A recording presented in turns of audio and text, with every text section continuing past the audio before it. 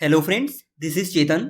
Recently supreme court में एक याचिका दायर करके ये मांग की गई कि भारत के संविधान की जो प्रस्तावना है उसमें से धर्मनिरपेक्ष और समाजवादी शब्द को हटा दिया जाए। याचिका में ये बात भी कही गई कि 42वें संविधान संशोधन 1976 में प्रस्तावना में जो धर्मनिरपेक्ष और समाजवादी शब्द हैं उन्हें गैर कानूनी ढंग से जोड़ा गया। आप ये देख सकते हैं, भारत के संविधान की प्रस्तावना से समाजवादी व धर्मनिरपेक्ष शब्दों को हटाने की मांग। नाउ सुप्रीम कोर्ट के सामने फिर से ये बड़ा क्वेश्चन है कि क्या संविधान की प्रस्तावना में संशोधन किया जा सकता है? अगर हाँ, तो वो किस तरह?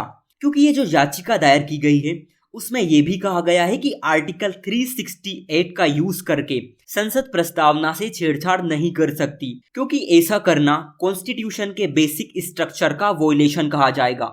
बहुत ही बड़ा ये मैटर है, क्योंकि आप सभी जानते हैं कि जो सेक्युलर टर्म्स है वो संविधान के बेसिक स्ट्रक्चर का पार्ट है। ऐसे में सुप्रीम कोर्ट, जिसने खुद बेसिक स्ट्रक्चर का कॉन्सेप्ट दिया है, वो इस संविधान की प्रेम्बल को अब किस तरह से देखेगा? क्योंकि सुप्रीम कोर्ट ने कई बार प्रस्तावना को संविधान का पार्ट माना है, और अगर प्रियम्बल में कोई अमेंडमेंट किया जाता है तो उसका डायरेक्ट इम्पैक्ट क्या कॉन्स्टिट्यूशन के ऊपर देखने को मिलेगा? ये एक बड़ा क्वेश्चन सुप्रीम कोर्ट के सामने है।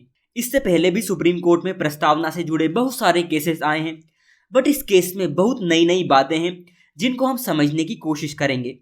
एक्चुअली बात यह है कि बीजेपी नेता सुब्रमण्यम स्वामी एंड बलराम सिंह की ओर से प्रस्तावना को लेकर एक पिटीशन फिल की गई, जिसमें यह कहा गया कि इंदिरा गांधी के टाइम जो 42वां संविधान संशोधन 1976 हुआ था, उसने गैर कानूनी तरीके से प्रस्तावना में धर्मनिरपेक्ष और समाजवादी शब्दों को जोड़ा। आपको पता होगा कि 1976 में कॉन्स्टिट्यूशन की जो प्रियम्बल है उसमें 3 नए वर्ड ऐड किए गए थे: सोशलिस्ट, सेक्युलर एंड इंटीग्रिटी, यानी समाजवादी, पंथनिरपेक्ष और अखंडता।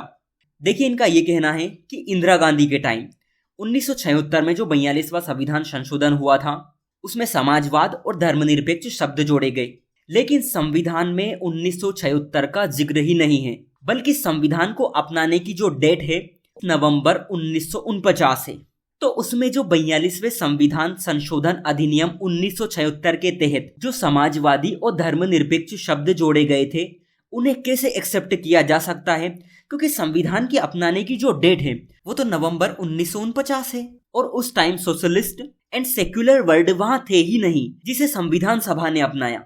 पिटीशन में यह कहा गया कि 1973 में 13 जजों की पीठ ने केशवानंद भारती मामले में बेसिक स्ट्रक्चर का जो प्रिंसिपल दिया था उसमें क्लियरली ये कहा गया था कि पार्लियामेंट कॉन्स्टिट्यूशन के बेसिक स्ट्रक्चर के साथ छेड़छाड़ नहीं कर सकती।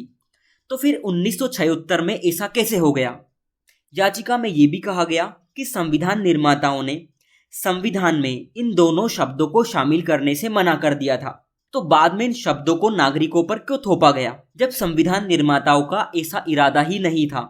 नाउ क्वेश्चन कोर्ट के सामने ये है कि क्या डेट को चेंज किए बिना कॉन्स्टिट्यूशन की प्रियम्बल में अमेंडमेंट किया जा सकता है?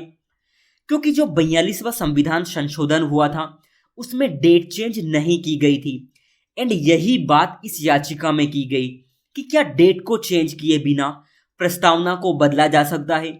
Justice Sanjay Khanna and Justice Dipankar Datta की जो पीठ है वो इस मामले की सुनवाई 29 अप्रैल से शुरू करेगी, और जैसे ही याचिका दायर की गई अपोजिशंस के रिएक्शन इस पर आने लगे कि सुब्रमण्यम स्वामी की इस याचिका का इरादा धर्मनिरपेक्षता और समाजवाद को खत्म करके भारत की राजनीति की स्वतंत्रता को खत्म करना है। कोई ये कह रहा है कि ये जो याचिका है ये पूरी तरह से रूल ऑफ लॉ का मिसयूज है। कुछ लोगों का कहना तो ये है कि इसके पीछे का असली उद्देश्य ये है कि राजनीतिक दल धर्म के नाम पर वोट मांगना शुरू कर दे। सो आज के लिए इतना ही। Thank you.